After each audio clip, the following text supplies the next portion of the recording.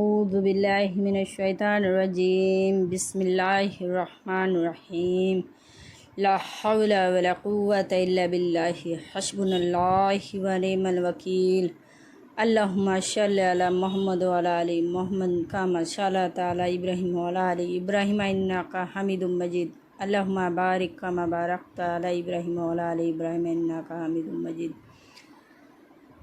محرم کے پہلے دن کی دعا، اللہم اجعلہ عام مغفرۃ و رحمۃ و سلامۃ و نصرا منک۔ اور 10ویں دن کی دعا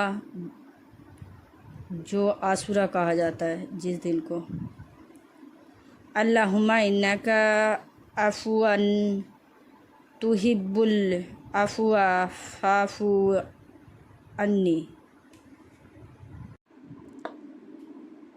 محرم کربلا کے جنگ محرم کا سب سے مہتوپورن گھٹنا ہے۔ کربلا کے جنگ جو حسین امام اور ان کے ساتھیوں کا شہادت کی جگہ ہے، یہ گھٹنا حضرت امام حسین اور ان کے 72 ساتھیوں کے شہادت کے پشچات ہوئی، جب انہوں نے بانچھا کربلا نامک ستان پر جبراً ادھیکاری یزید ابن معاویہ کے ساتھ سنگھرش کیا۔ یہ کون ذی وقار ہے، یہ کون شاہ سوار ہے، لباس ہے پھٹا ہوا، لخت لخت کٹا ہوا، تمام جسم نازنی چھدا ہوا کٹا ہوا، پھر بھی ہے ڈٹا ہوا، یہ نبی کا نور عین ہے، یہ بالیقین حسین ہے۔ اس پیاسے پر علی شیر خدا کو ناز ہے، اس نواسے پر محمد مصطفیٰ کو ناز ہے۔ اوروں نے بھی سجدہ کیا پر اس کا عجب انداز ہے، اس نے وہ سجدہ کیا جس پر خدا کو ناز ہے۔ اے حسین ابن علی تم پر سلام۔ عربی سال کے مطابق محرم پہلا مہینہ ہے۔ کربلا کی جنگ محرم کا سب سے مہتوپورن گھٹنا ہے۔ کربلا کا جنگ جو حسین امام اور ان کے ساتھیوں کا شہادت کی جگہ ہے، یہ گھٹنا حضرت امام حسین اور ان کے 72 ساتھیوں کی شہادت کے پشچات ہوئی، جب انہوں نے بانچھا کربلا نامک ستان پر جبراً ادھیکاری یزید ابن معاویہ کے ساتھ سنگھرش کیا۔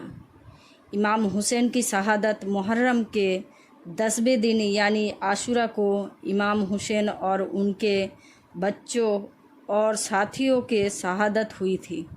یہ گھٹنا 61 عیسوی میں کربلا نامک ستان پر گھٹی تھی، جو آج کردستان عراق میں استھت ہے۔ امام حسین جنگ کی شہادت پوروک کوشش کی، لیکن انہیں نصرت کے یوجنا سے اور گھیر لیا گیا اور انہیں جلیل بنا کر شہید کر دیا گیا۔ امام حسین کی شہادت کی کہانی ہر کسی کو رلا سکتی ہے۔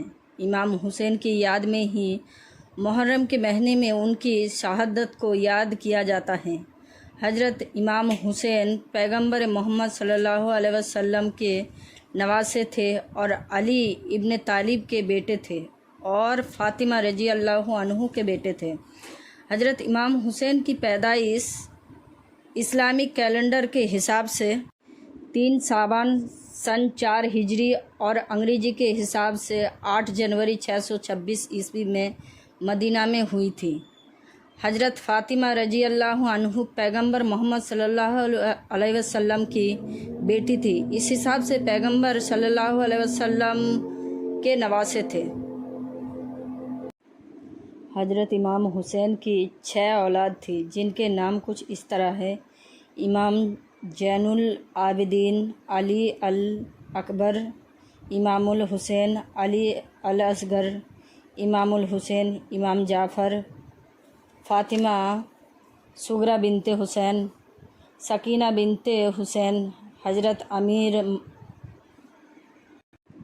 حضرت امیر معاویہ کی وصالت کے بعد آپ کے بیٹے یزید کو 661 عیسوی پورو میں خلافت مل جاتی ہے۔ یزید ایک بدترین اور ایک بدبخت شیطان تھا، شراب پیا کرتا تھا اور زنا کیا کرتا تھا۔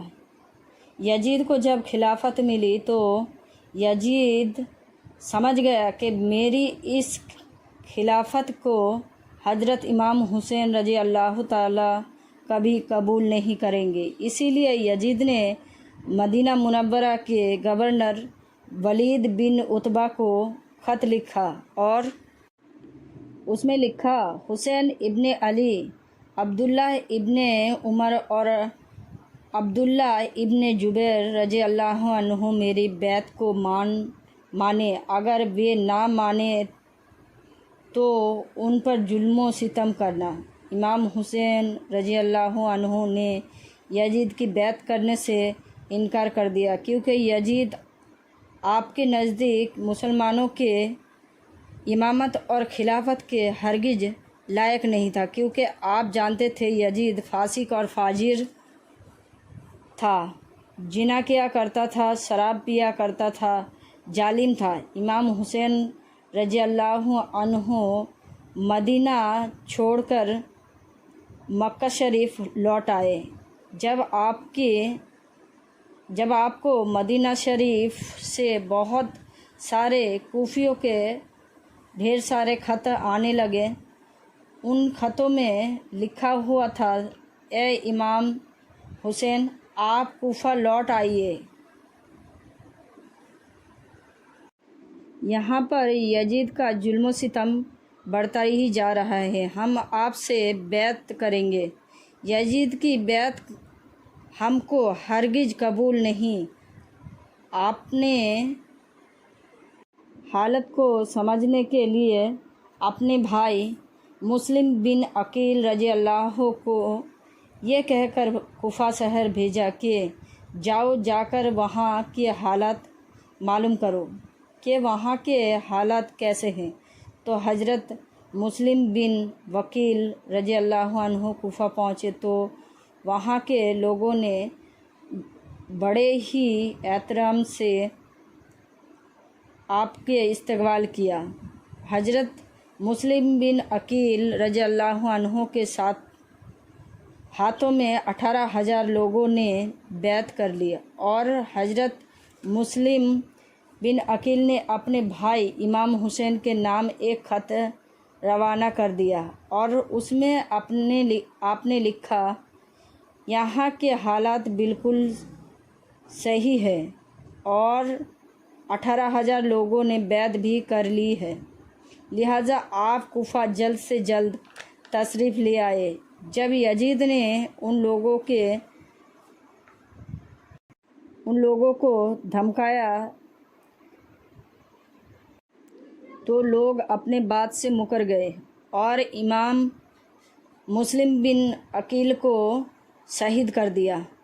کوفہ کے حالات اتنے بدل چکے تھے کہ جو لوگ حضرت مسلم بن عقیل سے محبت کا دعویٰ کر رہے تھے، اب وہی لوگ آپ کی جان کے دشمن بن گئے۔ وہیں دوسری طرف مکہ میں مسلم بن عقیل کا بھیجا ہوا خط حضرت امام حسین تک پہنچ جاتا ہے، جس خط میں لکھا ہوا تھا کہ کوفہ کے حالت بہت اچھا ہے اور آپ جلد سے جلد یہاں تشریف لے آئیے۔ لہٰذا حضرت امام حسین نے جیسے ہی وہ خط پڑھا تو حضرت امام حسین فوراً کوفہ جانے کو تیار ہو گئے۔ حضرت امام حسین اپنے تمام اہل خانہ کے ساتھ کوفہ کے لیے روانہ ہوئے۔ وہاں امام حسین کوفہ کے لیے چل پڑے۔ امام حسین ابن علی کو حضرت مسلم بن عقیل اور کوفہ والوں کی بے وفائی کی خبر اس سمے ملی جب تک آپ مکہ شریف سے کوفہ کی طرف روانہ ہو چکے تھے۔ جب آپ کوفہ شہر کے بالکل نزدیک پہنچ چکے تھے تو آپ کو یزیدی فوج نے روکنے کی کوشش کی۔ حضرت امام حسین نے فرمایا، میں تم لوگوں کے بلانے پر ہی تو کوفہ شہر آیا ہوں۔ اگر تم لوگ چاہتے ہو کہ میں کوفہ میں نہ آؤں، مجھے واپس جانے دو، میں واپس جانے کے لیے تیار ہوں۔ یزیدی فوج نے حضرت امام حسین رضی اللہ عنہ کو کوفہ شہر میں داخل نہیں ہونے دیا، لہٰذا حضرت امام حسین اپنے پورے قافلوں کے ساتھ اپنا راستہ بدل لیا۔ چلتے چلتے اپنے ایک چٹیل میدان میں پہنچے۔ آپ نے ایک شخص سے سوال کیا کہ یہ کون سا جگہ ہے؟ شخص نے کہا، اس جگہ کا نام کربلا ہے۔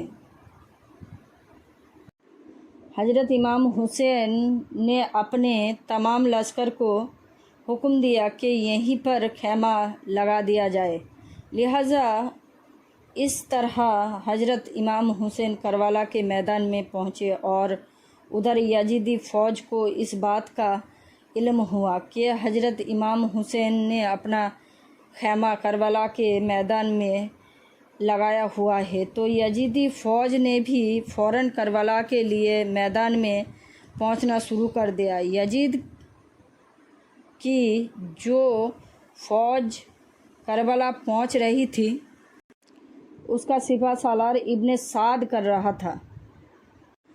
حضرت امام حسین نے ابن سعد سے کہا، مجھے یزید کے پاس لے چلو، یا تو اپنے شہر مکہ واپس جانے دو۔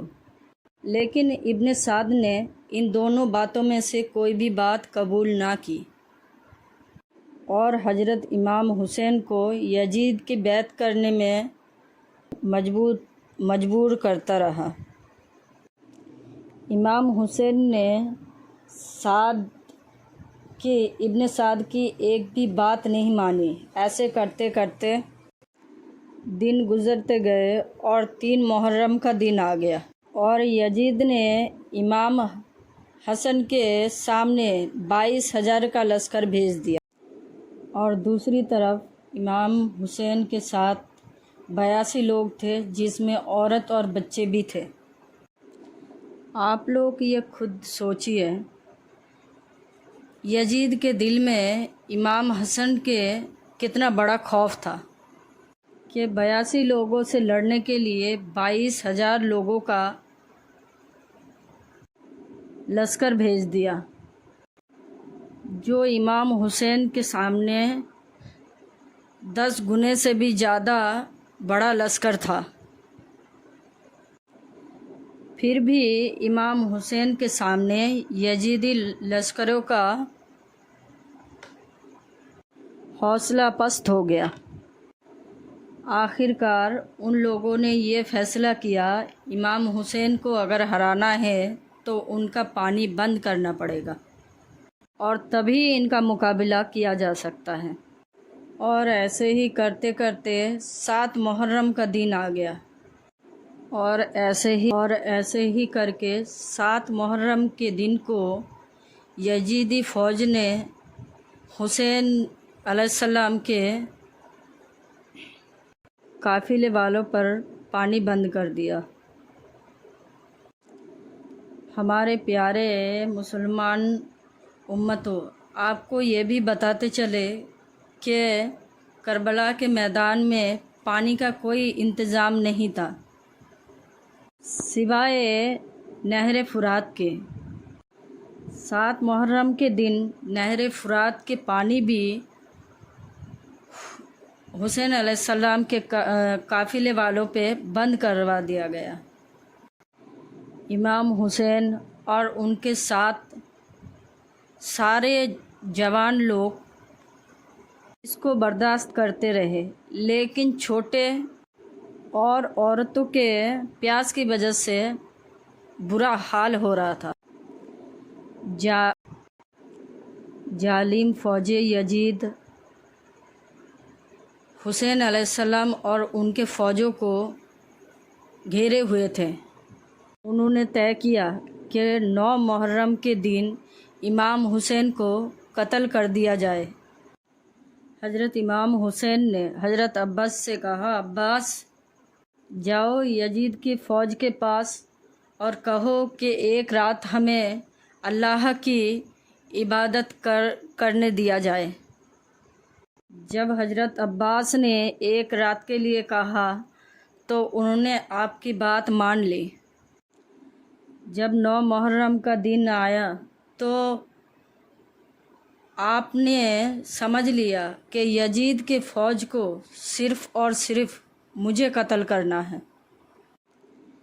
इसीलिए 9 मुहर्रम को तमाम खैमे वालों को आपने इकट्ठा किया और कहा, ये बात तो तय हो चुकी है कि यहाँ के तमाम लोग 2 दिनों के अंदर शहीद कर दिए जाएंगे। यहाँ मौजूद आप में से जो भी वापस लौटना चाहते हैं वो लौट सकता है। हज़रत इमाम हुसैन ने फ़ौरन खेमे में जल रहे दियाओं को बुझा दिया और अंधेरा करवा दिया था ताकि जो भी जाना चाहे चुपचाप जा सके। थोड़ी देर के बाद जब दियों को जला दिया गया तो सारे के सारे लोग बैठे आंसू बहा रहे थे, यानी कोई भी वहाँ से गया नहीं, क्योंकि सारे लोग हुसैन अलैहिस्सलाम को छोड़ के कहीं जाने को तैयार नहीं था। प्यारे मोमिन उम्मतों, मुहर्रम के 10वां दिन आया और हुसैन अलैहिस्सलाम और यजीद की फ़ौजों में जंग शुरू हो गई। जहाँ एक तरफ यजीद की इतनी लंबी फ़ौज थी और एक तरफ हुसैन अलैहिस्सलाम के 72 लोग थे। इतने में फ़ौज यजीद का हमला शुरू हो जाता है और हर शहीद शहादत का जाम पीता चला गया। कभी कासिम शहीद होते, कभी अली अकबर शहीद होते, कभी ओन मोहम्मद शहीद होते। 3 दिन के प्यास से इमाम हुसैन के घर वाले और काफ़िले वाले यजीदी लश्कर करते रहे और शहीद होते गए, एक एक करके शहीद होते गए। अब्बास अलमबरदार से 6 महीने के बेटे अली असगर के प्यास देखी नहीं गई। आपने एक मस्कीजा लिया और घोड़े पे सवार होकर नहर फुरात के किनारे पहुँचे। आपने एक मस्कीजा भर लिया, लेकिन जब आप पानी लेकर वापस लौटने लगे, यजीदी फ़ौज ने आपके ऊपर लगातार तीर बरसाना शुरू कर दिया। हज़रत अब्बास जब तक हज़रत हुसैन अलैहिस्सलाम के खेमे तक पहुंच सके, यजीदी फ़ौज ने लगातार आप पे तीर चलाकर शहीद कर दिया था। इस तरह हज़रत अब्बास अलमबरदार शहीद हो गए। ऐसे एक एक करके तमाम अहले बैत शहीद हो जाते हैं और फिर हाशमी शेर शहादत का जाम पी लेते हैं। धीरे धीरे करके जब सभी लोग शहीद हो जाते हैं, हज़रत इमाम हुसैन ने खुद मैदान में उतरने का फ़ैसला किया। इमाम हुसैन अपनी लंबी तलवार से काफ़ी अरसे तक यहूदी फ़ौज का अकेले मुकाबला करते रहे। इमाम हुसैन के अकेले मुकाबले करने के बावजूद कोई आपके सामने आना नहीं चाहता था। इसकी वजह यह था कि आप इब्ने अली हैदर शेर खुदा के बेटे थे। फ़ौज को यकीन हो गया था कि हम कैसे भी आपके संग मुकाबला नहीं कर सकते। फ़ौज के कमांडर ने तमाम यजीदी फ़ौज को एक साथ हमला करने का हुक्म दिया। तमाम यजीदी फ़ौज एक साथ मिल के इमाम हुसैन के ऊपर हमला कर रहे थे। फिर भी हुसैन अलैहिस्सलाम साबित कर रहे थे कि हक़ के सामने बातिल चाहे तादाद में कितने भी हो, लेकिन वो हक़ को नहीं हरा सकते। जब हुसैनियत और यजीदियों के बीच ख़तरनाक जंग चल रही थी, उस टाइम अचानक से नमाज असर का वक्त हो गया। इमाम हुसैन ने ऐसे मुश्किल वक्त में भी और ऐसे ज़ख्मी हालत में भी नमाज असर पढ़ने का इरादा किया, जबकि चारों तरफ से लगातार हमला हो रहा। इमाम हुसैन ने जैसे ही नमाज पढ़ना शुरू किया, यजीदी फ़ौज को वो मौका मिल गया जिसका ये लोग इंतज़ार कर रहे थे। जैसे ही इमाम हुसैन सजदे में गिर गए, वैसे ही सिमर जोशन ने आपके गर्दन पर तलवार चला दिया, के सर को जिस्म से अलग कर दिया। उसके बाद आपके सर को नेज़े पर रखकर पूरे कूफे में घुमाया गया। करबला की इस जंग में आपकी एक औलाद ही बची थी, जिनका नाम हज़रत ज़ैनुल आबिदीन था। उसके बाद हज़रत इमाम हुसैन के सारे औरतों को बंदी बना के कूफा ले जाया गया। भले ही इमाम हुसैन को उस दिन शहीद कर दिया गया, लेकिन आज भी वो ज़िंदा है सब के लिए। लेकिन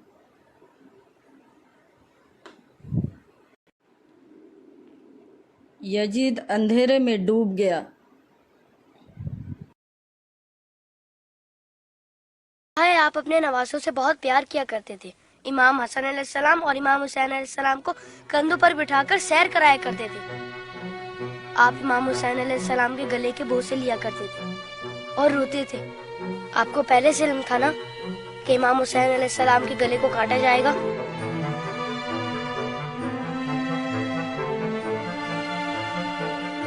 क्या आपको किसी ने मिंबर से उतरकर इमाम हुसैन अलैहिस्सलाम को गोद में लेते हुए नहीं देखा था?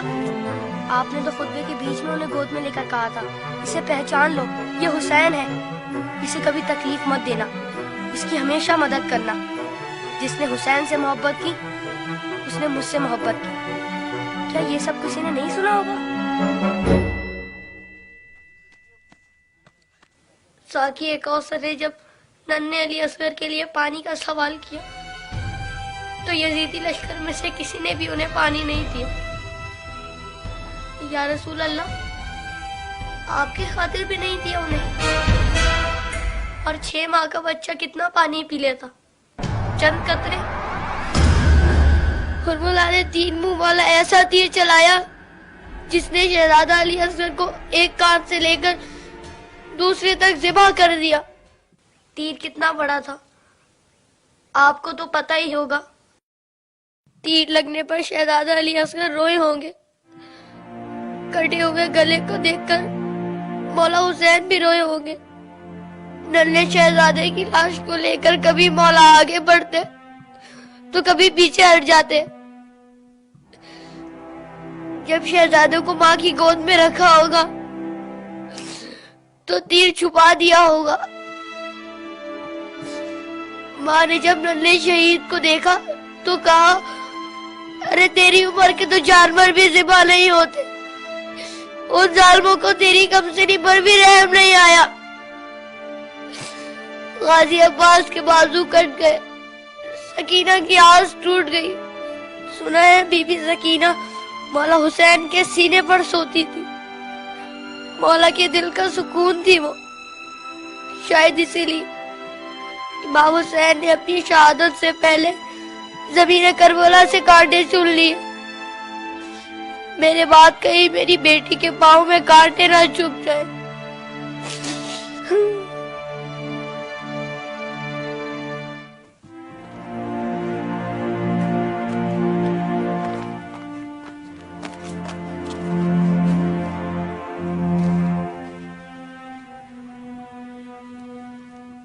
मौला हुसैन जब कासिम की लाश लेने मैदान में गए तो 3 दफा पुकारा, तीनों ही दफा जवाब नहीं आया। फिर फरमाया, इमाम होकर हुक्म देता हूँ, बताओ कहाँ हो तुम? तो मशरिक से आवाज आई चचा, मगरिब से आवाज आई चचा, चारों तरफ से आवाज आई चचा, कहीं से बाज उठता तो कहीं से टांग। मौला हुसैन ने कासिम के टुकड़ों को इकट्ठा किया और गठड़ी बनाए और कहा, हुसैन गरीब हो गया।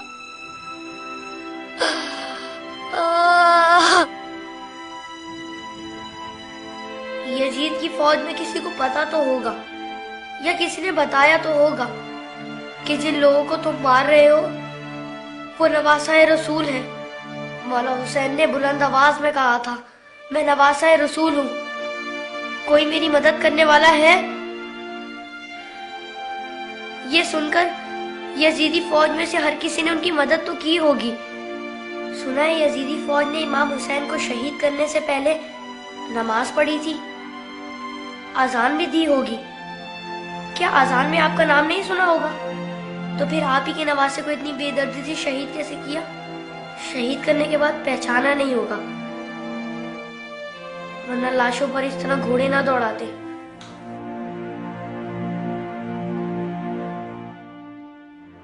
उम्र साथ के बाद शिमर ने आके कहा, मेरे हिस्से का सर कहाँ है?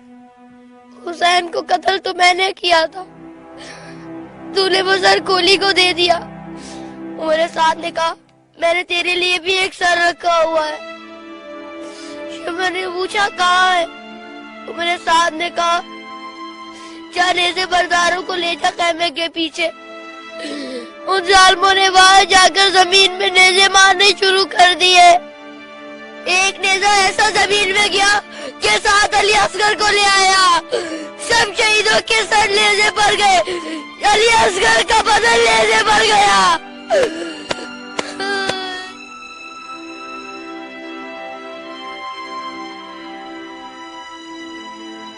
उन जालिमों ने जब बीबियों को नंगे सर बाजारों में फिराया तो इमाम हुसैन के सर ने तिलावत शुरू कर दी, जैसे कह रहे हो, ऐ लोगों, बीबियों की तरफ